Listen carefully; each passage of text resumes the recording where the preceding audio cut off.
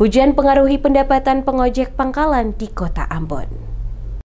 Hujan yang terus mengguyur Kota Ambon dalam beberapa pekan terakhir berdampak langsung terhadap pendapatan para pengojek pangkalan di sejumlah lokasi. Kondisi cuaca yang tidak menentu membuat pelanggan enggan menggunakan jasa ojek karena khawatir kehujanan. Berdasarkan pantauan di beberapa titik pangkalan ojek dalam Kota Ambon, para pengojek mengaku penghasilan mereka turun drastis sejak musim penghujan tiba. Beberapa di antaranya mengatakan hujan yang turun hampir setiap hari membuat jumlah penumpang menurun signifikan.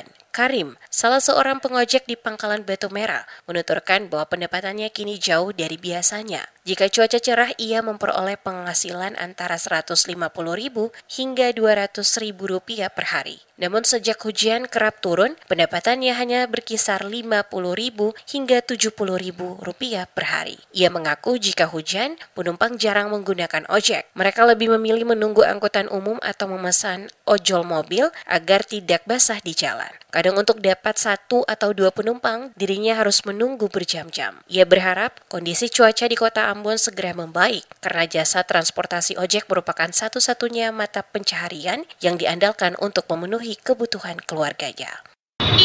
Jadi kalau musim hujan atau panas itu penghasilannya, pendapatan per hari itu berapa? Kalau panas